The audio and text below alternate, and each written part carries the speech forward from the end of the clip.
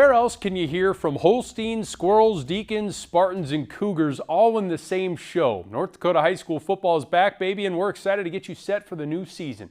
My name is Jody Norstedt, and you're watching Midco Sports High School Preview Night. Over the next half hour, I'll provide about 90 teams with bulletin board material, and 4 other teams will get a target on their back. Obviously, the bulletin board material worked for Shanley and Belleville last year. I didn't have either of them as a top 3 team in their respective classes, and they won state titles. Speaking of classes, let's get this straight. The NDHSAA is reverting to the old names for the classes, so the 2-year trial has officially expired for 11AA, 11A, 11B, and 9B. Welcome back 3A, 2A, single A, and 9-man. Now, as we do every year, we'll list our top 10 senior prospects. Kindred's Riley Sunram certainly on that list. We'll hear from the future Gopher coming up later. But let's start with the team rankings. In the big school division, Shanley made the jump from 2A to 3A back in 2019.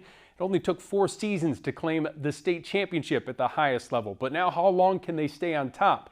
I think they have a pretty good shot at doing just that. Sure, they graduated some high-end players like Midco Sports Player of the Year, Michael Rosberg, who passed for over 3,000 yards last season, and some stud receivers like Vachuri Hakim and Connor Kraft. But I think new quarterback Landon Meyer will impress. He's built different and will be more of a dual threat under center.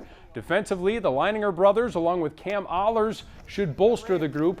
There's plenty of room for optimism surrounding the Deacons.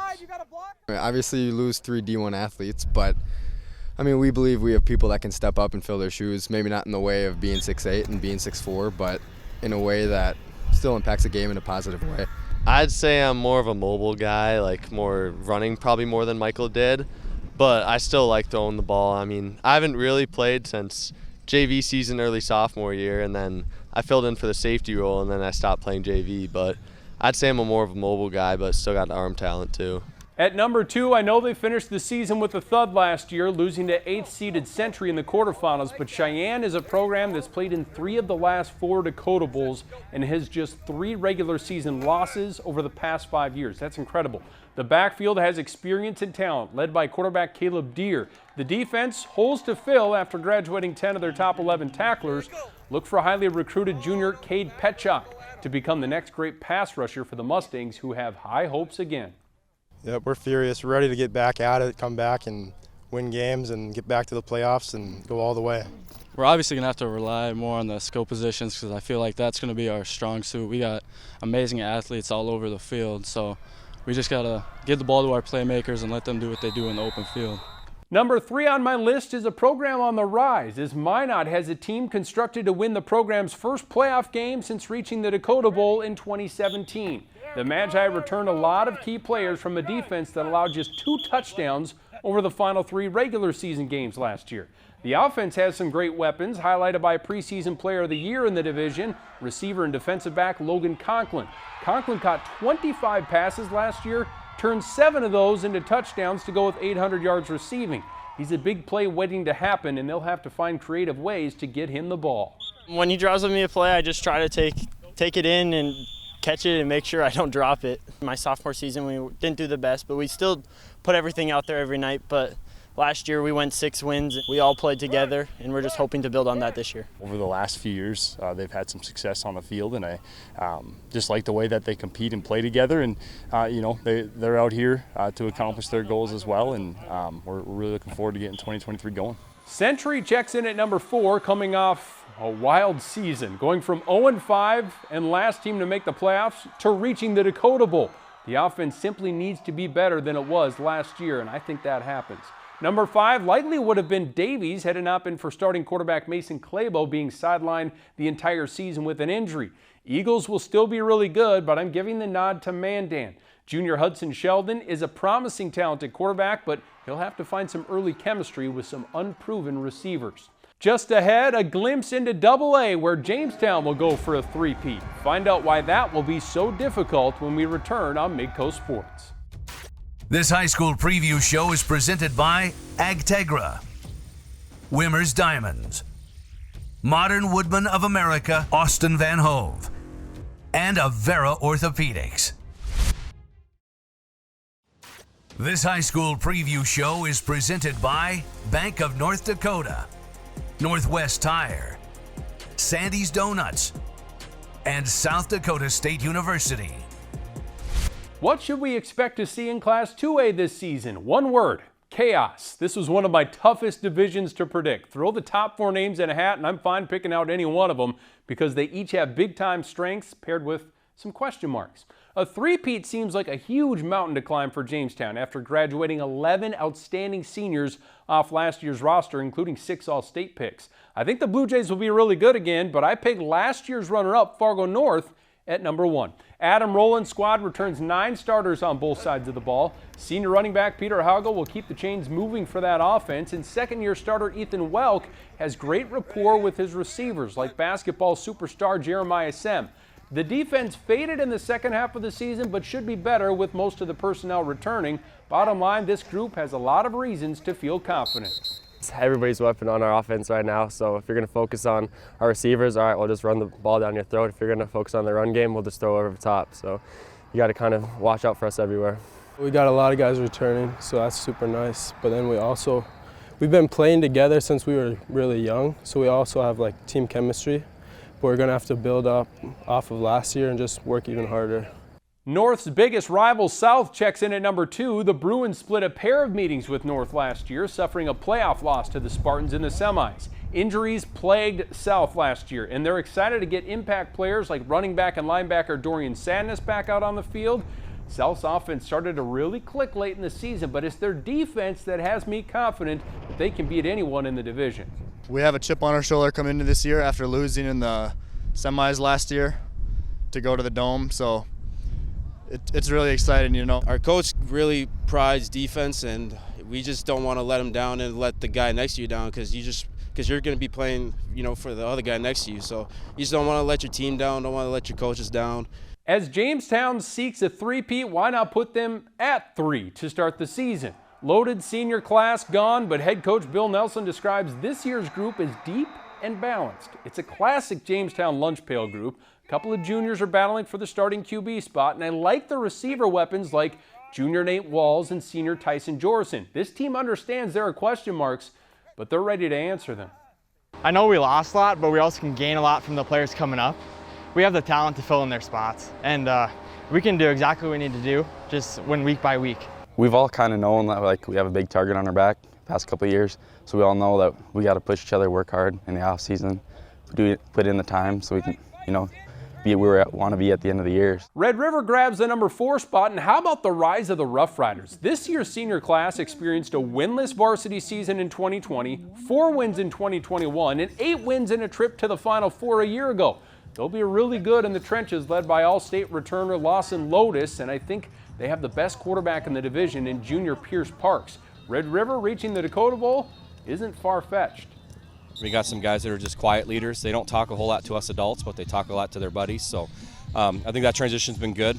We got to have at least 7 guys ready to step in and play in the O-line, and we like to play at least 6 guys on the D-line. So if we can play as many guys as possible, that really helps our team. We all get together in the mornings for about an hour, 2 hours every single day. And we had our camp a few weeks ago. So yeah, don't sleep on us. I mean, they can say what they want, but you know what? We know what type of team we are. Number 5 is Central. In his first year, head coach Jake Schauer helped the Knights double their win total and their scoring offense. Jack Simmers, Trey Kuntz, and Leo Strandell are 3 dynamic talents returning. The schedule's brutal, though. After a trip to Watford City to open the season, the Knights play my top 4 teams in consecutive weeks. When the North Dakota High School Football Preview Show returns, it's always sunny in Kindred. As in Sun Ram, we'll introduce you to the top recruit in the state for the 2024 class. This high school preview show is presented by Farmers Union Insurance, Simply Different, and Sanford Health. Your best health starts with primary care. This high school preview show is presented by Agtegra, Wimmer's Diamonds, Modern Woodman of America, Austin Van Hove, and Avera Orthopedics. North Dakota continues to be a factory for growing big guys that can play football. Just look at the most recent NFL drafts. Last year, Drake Anamu's product Cordell Volson picked in the 4th round by the Bengals. This year, Hankinson's Cody Mauch snagged by the Bucks in round 2. Well, Kindred's Riley Sunram still has a long way to go to reach that level, but his heavy recruitment reveals his potential. Here's more on Sunram's path to becoming a future Golden Gopher. If you ever want to see Riley Sunram smile, ask him what he likes about playing defensive line. You get to do whatever you want. You kind of have that free motion, and it's not always the same thing. Like, you don't know what's going on. It's a little reaction, but that's fun for me. And Sunram has been putting those quick reaction skills to work ever since bursting onto the varsity radar as a freshman for Kindred, when he caught the eye of his current head coach, Eric Burgad, who was coordinating the defense at the time. We were playing in a playoff game in St. Mary's, and Riley came in and he played meaningful snaps as a freshman, and you could tell there's just something different about him. Noticing the talent was the first step. The next was development. Ethan McKinney, he went to UND for a little bit, play some D1 football, and I practiced against him every day, so it was huge. And then we've always had a bigger line, so yeah, it was tough, and that made me so much better just to adapt to him and just get better. As Sunram grew bigger, so did his aspirations for playing at the next level. That's where defensive line coach Brad Ambrosius, a former Bison standout, stepped in. Go! He's super athletic. He's 290 pounds. He's 6'6", 6'7", and the fact that he's able to be coachable. We do a lot of things with him that I did at NDSU that I've taken from Jamar Kane, who is now in the league as a defensive ends coach, a pass rush specialist. So things that we've done there have really transitioned and helped him a lot. Not everybody can do that. Not everybody can take things that are college level experiences, college level techniques, and apply them to the game. But Riley's really done a good job of adhering to that. The development put him on the fast track in recruiting. 11 D1 programs offered the Viking standout, but his heart was set on the University of Minnesota. Gophers have always been a dream school of mine, and last summer is a dream of mine to get a scholarship from them, so that was huge. And then just getting all their coaches, getting to know them, it was definitely a fit for me. So just how big I am and how good I can move as, being 285 pounds right now, that was one of the big things for them, just how quick my feet are and how fast I can move. So how will Sunram and the Vikings fare in my preseason top 5? Well, let's take a look. I don't think anyone will be surprised by my number 1 squad. Coming off a perfect season and returning some absolute studs, give me Velva Drake Animus Garrison. The biggest change will be at the very top after a legendary coach like Larry Sandy rode off into the sunset with his 10th state title. Matt Wheeler replaces his mentor and gets the luxury of having junior quarterback Ben Shep to run the offense. The All-State pick accounted for nearly 3,000 yards of offense and over 40 touchdowns last season. Fellow junior Hank Bodine is a tough runner and an absolute beast at linebacker. It's a roster that knows firsthand what it takes to reach the top. We got a lot of weapons. We got a quarterback and throw to receivers. We got a lot of receivers that can catch the ball, and we can run the ball. If we got a couple running backs that can do it, it'd be pretty tough. You'd have to really respect all the players on the field, I'd say. In the off season, we're together working on stuff just so it's easier on Friday Night Lights, and obviously they got a lot of talent, so just get them the ball and they make plays. Their drive is, they don't want one, they want two, but it's gonna take. It's a process. We lost a lot of guys, so it's gonna take some time. But we just hope we're playing our best football week in, week out. The team that took the Aggies to the wire inside the Fargo Dome gets my number 2 spot as Central Cass brings back quite a few starters at the skill positions, headlined by quarterback Braden Mitchell. All-State senior lineman Tyler Cruchet is finishing up his rehab from the ACL injury he suffered in the Dakota Bowl, but should rejoin the team early in the season. Just being around the team's practice, you can sense a buzz of confidence. It's no longer just kind of like a hope and prayer that you get to the playoffs. I think this group fully expects to make another deep run. And I think that's kind of what we've been building on for the past 5 years since I've been here. Our passing game is going to be really good, and then that's really going to give our O-linemen some leniency so that we can just run it up the seam when they move the box outside. Instead of like a coach on an opposing team having to prepare for one guy that runs real fast, he has to prepare for 4 or 5. That makes a big difference in game planning and just when it comes time for game time. How about this for a season opener? Central Cass travels to Kindred, my number 3 team and the Squirrels' biggest rival. The Vikings want revenge after losing to Central Cass in last year's quarters. Kindred received the best offseason acquisition in the state when former Thompson All-State quarterback Jake Starcevic moved to town. Starcevic was a 1,000-yard passer and rusher last fall with 27 touchdowns. Adding him to a team with future Big Ten lineman Riley Sunram and a program that's consistently at the top is a scary prospect for the rest of Class A. At number 4 is the Trinity Titans, the team that grabbed everyone's attention early last season after starting 7-0 and scoring a bajillion points. Senior quarterback Jace Kovash holds the keys to the sports car, and unlike in real life, this car is appreciating in value. That's what happens when you return 10 starters on both sides of the ball. Trinity is gunning for its first state title since 2005, the year YouTube was founded. There's a nugget for you. Rounding out the top 5 is a program that not too long ago put together 3 straight perfect seasons. Langdon Edmore Munich battled injuries to a 6-win season last year. Third-year starting quarterback Race Worley, along with several others returning on the varsity squad, will have the Cardinals flying high again this fall. Still to come, 9-man has an entire herd of contenders, including the defending champs from New Salem Almont. Find out where I slotted them next. This high school preview show is presented by Bank of North Dakota, Northwest Tire, Sandy's Donuts, and South Dakota State University. The new season ushers in a few changes for 9-man. The regions are going from 8 to 4. Perennial Power Cavalier has moved up to Class A, while former 11-man schools, Sargent County and Linton HMB, have dropped to 9-man. How does that affect my preseason top 5? Let's take a look. The team to beat this year will be North Prairie, who was knocked out in last year's semifinals by eventual champ New Salem. The Cougars graduated All-State QB Nicholas Mears, but still have a lot coming back. It starts up front, where NDSU commit Nate Tasted and his younger brother Brett will help lead the way after paving the way for nearly 4,000 rushing yards a season ago. Running back and defensive back Blake Matson is in line for a heavy workload again. It's a hungry team that's full of motivation. I think pretty much everyone knows that we have something special, but it doesn't really change how we go through practice or, off-season lifts. Everything's pretty much the same. But I think it's definitely known that we could be really good this year. We just need to do it, The defending champs from New Salem Almont check in at number 2. Brock Norton and Wyatt Kuhn return as 2 of the best athletes in the class, but they'll need to fill in some holes in the trenches. The Holsteins make sure to beat everyone to the field again this year, practicing at midnight on opening day, and they're ready to defend the hardware. I think it's just kind of a fun and exciting thing for the kids, really. They enjoy the idea that, they're one of the first teams in the state that gets a chance to get on the field, and I think it's just a nice way to build a little enthusiasm to start the year. It's a new season. New people are going to be everywhere on the field pretty much for us, so we're not going to have much experience, so we're going to have to bear down and knowing that we're going to get everyone's best in every game. Everyone wants to knock us off, but hopefully we can go and beat them.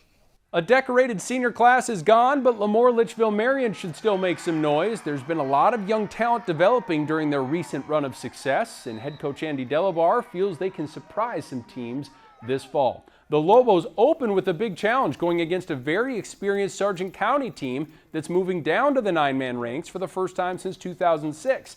Eric Olson has a group that's been playing together on varsity for 2 or 3 years now. They've taken their lumps, and now they're ready to dish them out. A lot of people don't know kind of the guys we got here, and they just look at our record last year and they think it's going to be about the same story this year. But like I said, we're feeling good. We're feeling like we got a lot of experience here. We got some older guys. We'll be able to play 10 seniors. It's not like we don't have a weak spot in that senior class. Kind of just the maturity, I think, is going to play a big role on Friday night. The Rockets are ready to blast off at number 5. New Rockford Cheyenne adds Maddock to the co-op, and that means more talent and depth for a team that was already feeling good about the 2023 season. Look for Connor Natterud and Logan Maddock to flash their talent on Friday nights. There you have it, my preseason rankings for all 4 divisions. Send any hate mail to my good friend Jason Andera down in South Dakota. We still have one more thing to unveil before the season kicks off, and that's our top 10 college prospects from this senior class. That's coming your way next on Midco Sports. This high school preview show is presented by Farmers Union Insurance, Simply Different, and Sanford Health. Your best health starts with primary care. Who's going to get a Midco Sports game ball this year? Remember to submit those big-time performances each week for a shot at winning some hardware. I'm guessing some of these guys will have a decent shot. It's my top 10 senior prospects in the state. We'll go alphabetically. You heard from this guy earlier in the show. Minot's Logan Conklin will have Minot contending for a WDA title this year. He's a standout basketball player, and it translates really well to the football field, where he turned 30% of his 25 catches into touchdowns. He's a big play waiting to happen. I won't want to meet Trinity's Ty Dassinger in a dark alley. The young man is a weight room machine, and I expect him to rack up the yards after contact this season. Close to 1,500 combo yards and 25 touchdowns last year, not to mention 6 sacks on defense. Look out for Ty. North's Peter Haugo is a future NDSU Bison. We'll see if he can top his junior year, where he rushed for 1,400 yards and 25 scores to go with 12 TFLs on defense. Red River has some road graders up front, led by Lawson Lotus. I expect the college offers to keep rolling in for him. Coy Okeson is another Bison commit. At 6'6", 280, the Bishop Ryan standout looks like a man amongst boys out on the football field. Defensive backs are kind of tough to grade in high school football, but Cheyenne's Noah Olson is one of the best, and college coaches have taken notice. Shanley's Sam Oshek racked up 750 receiving yards and 10 scores last season. His quickness in the open field makes him tough to bring down. Despite constant double teams, Williston receiver and defensive back Isaiah St. Romain still managed to register 22 catches for 400 yards and 4 scores as a junior. He'll have an even bigger spotlight on him after accepting a scholarship offer to play for NDSU. We already highlighted Sunram, but another big lineman is making waves in the 9-man ranks, and that's Bison commit Nate Tasted, who, as we mentioned, helped pave the way for 4,000 rushing yards last season in leading North Prairie to the state semis. Those 10, just a snippet of the talent pool in the state, and we're excited to showcase it all every Friday night on Varsity Sports Live, which returns August 25th. That same night, we'll be in Bismarck for West Fargo against Bismarck Century. Thanks for watching our season preview show. Good luck to all the teams this fall. We'll see you on the football field.